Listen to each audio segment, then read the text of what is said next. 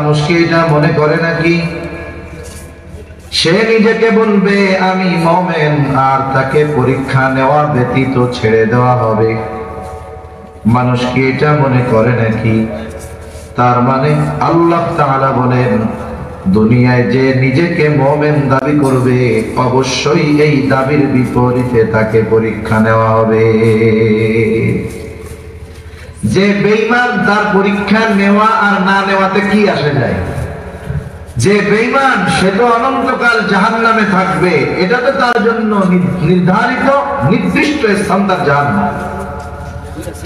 কিন্তু আমরা যারা নিজেদেরকে মুমিন দাবি করি, আল্লাহ সুবহানাহু ওয়া তাআলা বিভিন্ন বিষয়ের মাধ্যমে আমাদের ঈমানের পরীক্ষা নেন। মানুষ অনেক সময় বোঝে না, মানুষ মনে করে আল্লাহ তাআলা মনে হয় আমাদেরকে শুধু অভাব দরিদ্রতা দিয়ে পরীক্ষা নেয়। মনে রাখতে হবে আল্লাহ তাআলা যেমন না দিয়ে পরীক্ষা নেয়, অনুরূপ আল্লাহ তাআলা দিয়েও বান্দাকে পরীক্ষা নেয়। কিন্তু আমাদের স্বভাব, মানুষের খাসলাত হইল, অভ্যাস হলো যে আমরা যদি টাকা পয়সা ধন দৌলত সুস্থ থাকি তাইলে মনে করি এটা মনে হয় নিয়ামত। কিন্তু আবার যখন অসুস্থ হয় একটু অভাবে পড়ি মনে করি এটাই মনে হয় পরীক্ষা। কিন্তু ব্যতিক্রম হতে পারে, আল্লাহ তাআলা বান্দাকে ভালোবেসে চাইলে নাও দিতে পারেন, আবার আরেকজনকে পরীক্ষা করার জন্য দিতে পারেন যে দিয়া দেখিও কি করে। অনেক সময় মুহাব্বতের কারণে সন্তান মা বাবার কাছে অনেক কিছু চায়। বলেন তো সন্তান মা বাবার কাছে যা চায় সব চাওয়া সব চাহিদা কিন্তু মা বাবা পূরণ করেন না। সন্তানের কিছু চাওয়া মা বাবা পূরণ করেন মুহাব্বত ভালোবাসার কারণে, আবার মাঝে মধ্যে সন্তানের কিছু চাওয়া চাহিদা মা বাবা পূরণ করেন না, এটাও মুহাব্বত ভালোবাসার কারণে। একটা উদাহরণ দিলে বুঝতে সহজ হবে। মনে করেন আপনাদের এলাকার একটা যুবক ছেলে, সে সিলেট কলেজে লেখাপড়া করে, প্রযুক্তি বিশ্ববিদ্যালয়ে পড়ে। প্রতিদিন তাকে এখান থেকে কলেজে যেতে হয়, ভার্সিটিতে যেতে হয়। যাওয়ার সময় মাঝে মধ্যে সিএনজি পায় না, বাস পায় না, দেরি হয়ে যায়। অনেক ধনী লোকের সন্তান। ওই ছেলেটাকে তার বন্ধুরা বলতেছে, বন্ধু তোমার বাবার তো টাকা পয়সার কোনো অভাব নাই, তোমার বাবার তো সম্পদের কোনো অভাব নাই, তুমি এক বাবার একমাত্র সন্তান, তুমি যদি তোমার আব্বাকে বলো তোমার একটা মোটরসাইকেল কিনে দিতে, তোমাকে যদি মোটরসাইকেল কিনে দেয় ফজিলত আছে। এক নাম্বার, এই যাতায়াতের সময় তোমার যেই সময় নষ্ট হয় ওই পরিমাণ সময় লাগবে না, অর্ধেক সময় বেঁচে যাবে। যথাযথ সময়ে তুমি কলেজে আসবা, লেখাপড়া ঠিক মতো করতে পারবা, সময় বাঁচবে, কষ্ট কম হবে। এইবার ছেলেটা এসে তার বাবার কাছে খুব আবেগ দরদ মহব্বত ভালোবাসা নিয়ে বলতেছে, আব্বা আমি তো আপনার একমাত্র কলিজার টুকরা সন্তান, আপনি সারা জীবন যা উপার্জন করেছেন আমার জন্য, এই বাড়ি যত জমি জাতি আছে সব আমার জন্যই আপনি উপার্জন করেছেন। আব্বা গো, আপনার কাছে আমার একটা চাওয়া, আশা করি সন্তান হিসাবে আপনি আমার এই চাওয়াটাকে পূরণ করবেন। বাবা এবার বলে, বলো তুমি কি চাও? ছেলেটা এবার আবেগ দরদ নিয়ে বলে, আপু আমার প্রতিদিন কলেজে যাইতে কষ্ট হয়, সময় নষ্ট হয়, মাঝে মধ্যে ক্লাস পাই না, মাঝে মধ্যে গাড়ি পাই না, অনেক ঝামেলা হয়, কষ্ট হয়। আব্বু আপনি যদি আমার একটা মোটরসাইকেল কিনে দিতেন তাইলে যথা সময়ে আমি ক্লাসে যাইতে পারতাম, আমার পড়াশোনার বড় উপকার হইত। ছেলেটা তার উপকারের জন্য বাবার কাছে মোটরসাইকেল চাইছে। এই মোটরসাইকেল পাইলে তার সময় বাঁচবে, লেখাপড়া ঠিক মতো হবে, ক্লাস ধরতে পারবে। বলেন তো এর জন্য এটা উপকারী নাকি উপকারী না? উপকারী। কিন্তু বাবা চিন্তা করতেছে ভিন্ন কথা। বাবা চিন্তা করে আমার একটা মাত্র সন্তান, মোটরসাইকেলে আমার তরুণ যুবকরা যখন কেমন যেন রকেট চালাইতেছে, বাপটা এরকম। এখন বাপ চিন্তা করে আমার ছেলেটাও তো যুবক, ফাঁকা রাস্তায় জোরে টান দিবে, কোন সময় কেনা ট্রাভেলস মাইরে দিবে তার ঠিক নাই, কোন সময় ট্রাকের সাথে মেরে দিবে। আমার ছেলেটা দুনিয়া থেকে চলে যাবে। ছেলে চিন্তা কি করতেছে আর বাপ চিন্তা কি করতেছে চিন্তা করে। বাবা এইবার এই কথাগুলো চিন্তা করে ছেলেকে একটা ধমক দিয়া বলে, কোনো মোটর সাইকেল দেওয়া হবে না, প্রয়োজনে তোমার লেখাপড়া বন্ধ করে দিব, তাও তোমাকে এটা দিব না। বলেন তো, বাপ যদি না দেয়, ছেলে এত আদর দরদ নিয়ে চাইলো, বাবা দিল না, বলেন তো ছেলের কষ্ট লাগবে কি লাগবে না? এইবার বন্ধুদের কাছে যাবে, বন্ধুরা বলবে তোমার বাবা হইলে একটা কিপটা। কিপটা চিনেন? কৃপণ বখি। তোমার বাবার যে টাকা পয়সা, তোমার তো হেলিকপ্টার কিনে দিতে পারতো, একটা মোটর সাইকেল কিনে দিল না। বন্ধুরা বলে তোমার বাবা তোমারে ভালোবাসে না, তোমার বাবা একটা কৃপণ লোক, তুমি সন্তান চাইছো একটা মোটর সাইকেল, এটাই তোমাকে দিল না। আপনারা যদি বুঝে থাকেন বলেন তো, বাপ কৃপণ ভালোবাসে না এই জন্য সন্তানকে মোটর সাইকেল দেয় নাই, নাকি সন্তানকে বেশি ভালোবাসার কারণে দেয় নাই? কি জন্য দেয় নাই? বেশি ভালোবাসার কারণে দেয় নাই। দুনিয়ায় অনেক সময় আমার আপনার মা বাবা, আমি আপনি চাই, ভালোবাসার কারণে দেয় না। বলেন তো আল্লাহ তাআলা মা বাবার চাইতে বেশি ভালোবাসে নাকি কম ভালোবাসে? এই জন্য বান্দা আল্লাহর কাছে অনেক কিছু চায়। বান্দা বোঝে, আমার আল্লাহ বোঝে যে এটা আমার বান্দাকে দিলে তার জন্য উপকার হবে না। এই জন্য অনেক সময় আল্লাহ মোহাব্বত করে বান্দাকে অনেক কিছু থেকে বঞ্চিত করে, চাইলেও দেয় না। এটা যে দেয় না, এটা আল্লাহ তাআলা বান্দাকে ভালোবাসার কারণে। সেজন্য আল্লাহ দিয়েও পরীক্ষা নেন, না দিয়েও পরীক্ষা নেন। যে মুমিন বান্দা সে বোঝে আল্লাহ দিয়া পরীক্ষা নেয়, কিন্তু যে বেঈমান, যে নাফরমান, গুনাহগার, পাপী, ও মনে করে দিলেই মনে হয় আল্লাহ শুধু ভালোবাসে।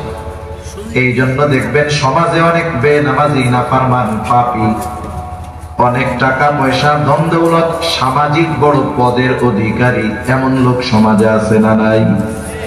দেখবেন মাঝে মধ্যে আপনার আমার কাছেও বলবে, ভাই আল্লাহ তাআলা আমারে খুব ভালোবাসে, ঠিক মতো ইবাদত করি না, নামাজ কালাম পড়ি না, তাই আল্লাহ কত কিছু দিছে, আল্লাহ খুব ভালোবাসে আমাকে।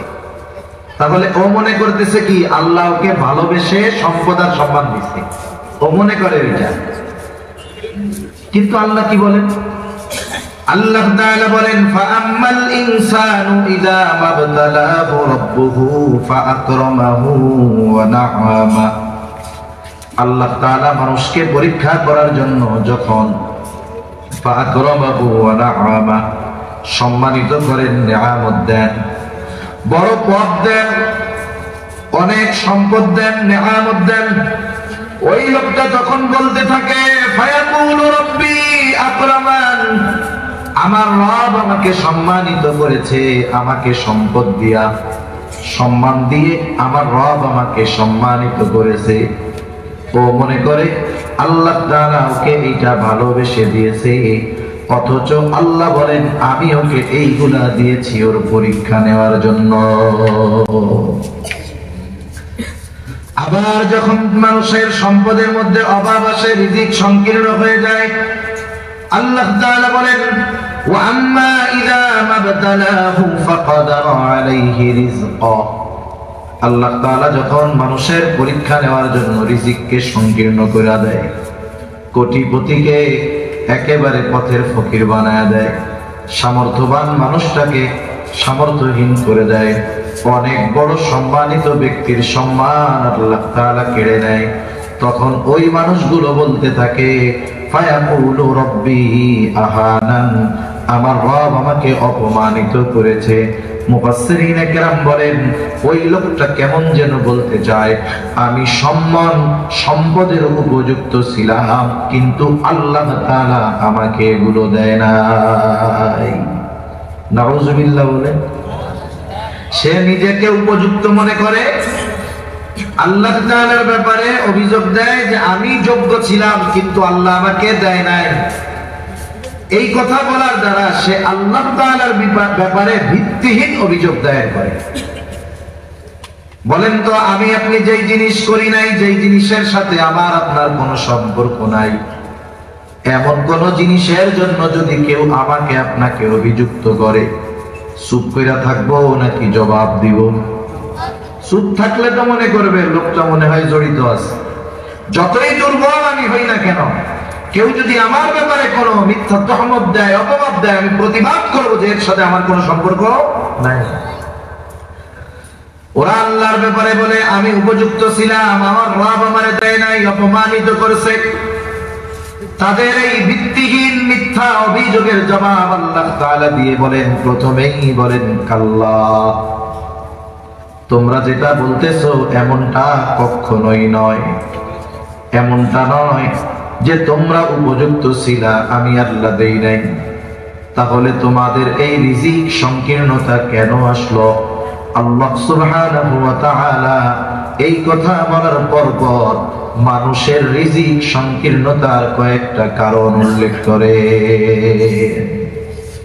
এ দুনিয়াতে আমরা কি কেউ চাই যে আমাদের জীবন উপকরণের মধ্যে সংকীর্ণতা আসুক? কেউ চাই? কেউ চাই না। বরং নবীজি দোয়াও শিখায়া দিয়েছেন যে আল্লাহ তাআলার কাছে আমরা প্রশস্ত রিজিক চাইবো।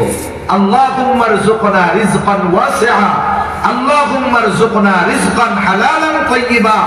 এই দোয়াগুলো আমরা আল্লাহর কাছে বলি আল্লাহ আমাদেরকে প্রশস্ত রিজিক দেন, আমাদেরকে উত্তম হালাল রিজিক দেন। আমরা কোন সময় রিজিক সংকীর্ণতা চাই না, কিন্তু এরপরেও মানুষের জীবনে রিজিক সংকীর্ণতা কেন আসে? সেই কারণগুলোর মধ্যে কয়েকটা কারণ আল্লাহ তাআলা বর্ণনা করতেছেন। পরিমাণের মধ্যেই যে বরকত, বিষয়টা এমন না। আমরা অনেক সময় মনে করি বেশির মধ্যে মনে হয় বরকত, বিষয়টা এমন না। আল্লাহ তাআলা চাইলে অল্পের মধ্যেও বরকত দিতে পারে।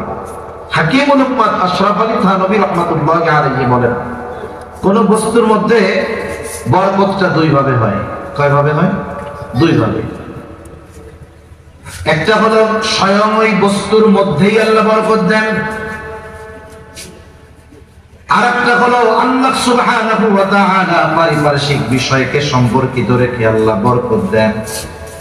কেমনে বুঝাই জিনিসটা আপনাদের? মনে করেন একজনের মাসিক বেতন হলো 50,000 টাকা, আরেকজনের মাসিক বেতন হলো 15,000 টাকা। দুই ফ্যামিলিতে একই পরিমাণ সদস্য, একই পরিমাণ তাদের খরচ। একজনের বেতন 50, আর একজনের 15। দেখা যায় যার বেতন 50,000 টাকা, মাস শেষে খরচ করার পরে তার পকেটে কোনো টাকা থাকে না। দেখা যায় প্রতি মাসে হয়তো সে রোগী, নাইলে তার সন্তান অসুস্থ, নাইলে তার স্ত্রী অসুস্থ। দেখা যায় প্রতি মাসে এই 50,000 টাকার কোনোটাই থাকে না। আবার আরেকজন সমান সংখ্যক লোক, বেতন তার 15,000। আল্লাহ তাআলা তার পরিবারের মধ্যে কোনো রোগশোক দেয় নাই, কোনো বিপদ দেয় নাই। আরেকজন আইসা বলে, ভাই ধরো এই 10 কেজি গোশত তোমারে আদিয়া দিলাম। এই বিভিন্ন ভাবে দেখা যায় এই 15,000 টাকা বেতনের মানুষ মাস শেষে আরো 2,000 টাকা তার বেঁচে যায়। আল্লাহ তাআলা এইভাবেও সম্পদের মধ্যে বরকত দেন। আর একটা হলো স্বয়ং পরিমাণটাই আল্লাহ তাআলা বাড়ায়া দেন। আশরাফ আলী থানভী রাহমাতুল্লাহি আলাইহি এক ব্যক্তির ঘটনা উল্লেখ করেন। ওই লোকটা নিয়ত করছে সে একাই একটা মসজিদ বানাবে আল্লাহর জন্য। সে অনেক কষ্ট করে কিছু সম্পদ সংগ্রহ করেছে, টাকা জমাইছে, কিন্তু কত টাকা সে জমাইছে এটা গুনেও নাই, হিসাবও করে নাই। একটা থলের মধ্যে ওই টাকা নিয়ে সে মসজিদ বানানোর কাজ শুরু করে দিছে। কিন্তু টাকার পরিমাণে বোঝা যায় মসজিদ বানানোর জন্য তার এর চাইতে বহু গুণ বেশি টাকার দরকার। কিন্তু ওই আল্লাহর বান্দার ইয়াকিন, আমি আল্লাহর জন্য আল্লাহর ঘর বানাবো, আল্লাহ তাআলা যদি তৌফিক দেয় এর মধ্যেই যথেষ্ট হয়ে যাবে।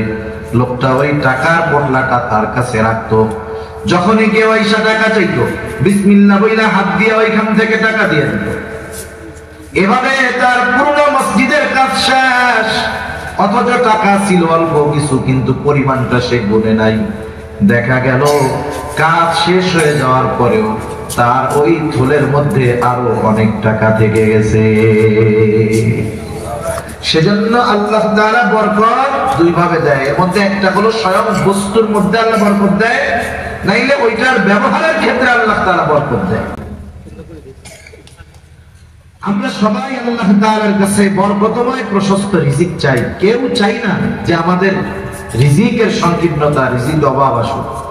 এজন্য টাকা পয়সা থাকলেই যে আমার সংকীর্ণতা আসবে না, বিষয়টা কিন্তু এমন না।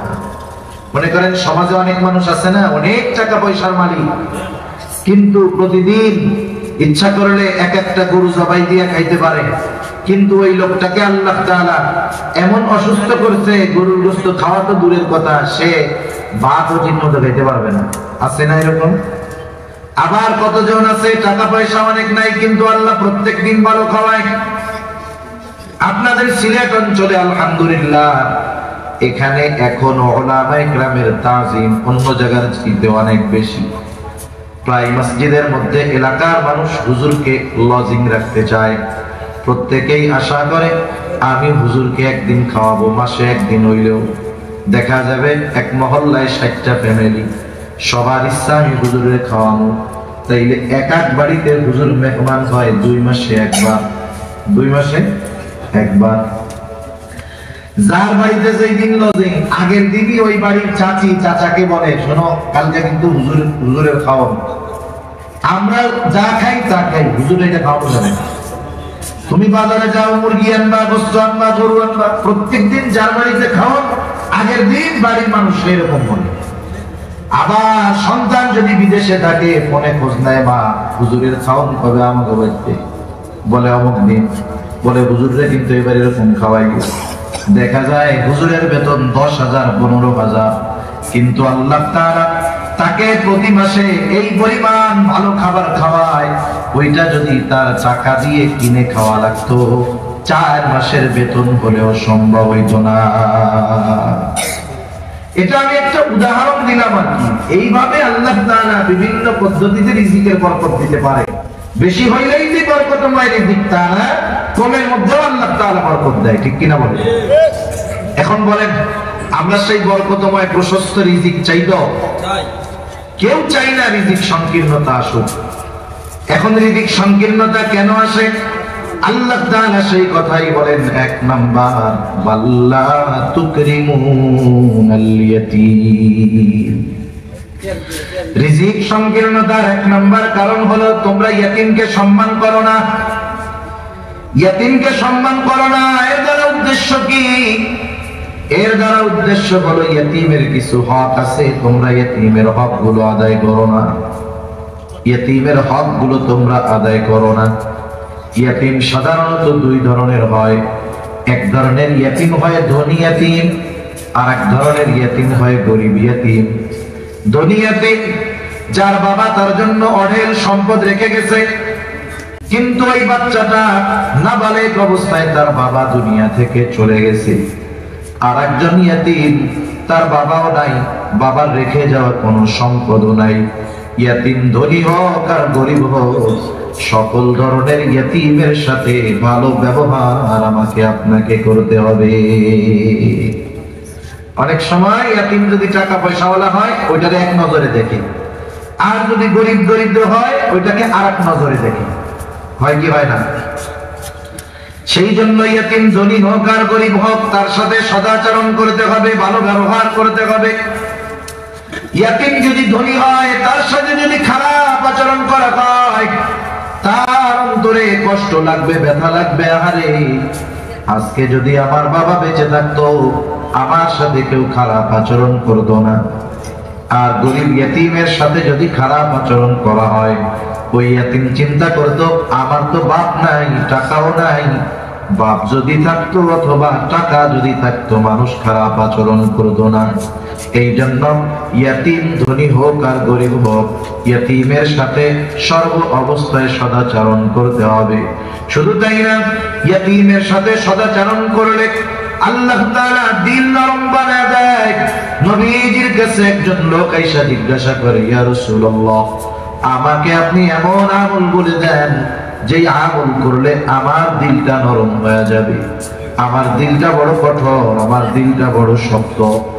আপনি আমাকে একটা আমল শিখায় দেন, যেই আমলের দ্বারা আমার দিলটা নরম হয়ে যাবে। কথা বুঝতেছেন? সজাগ আছেন না ওইটা দেখতেছেন? সজাগ আছেন? আমি তো দেখতেছি সব এদিক দেখতেছেন, তাহলে আমি হয়তো দেখি, একসাথে দেখি, একসাথে দেখি। এরপরে ওনাদের কাজ শেষ হোক, এরপরে আমি কথা শুরু করবো। কাজ শেষ হোক ওনাদের। কি দেখতেছেন একটু আপনারা কোন, আমি শুনি।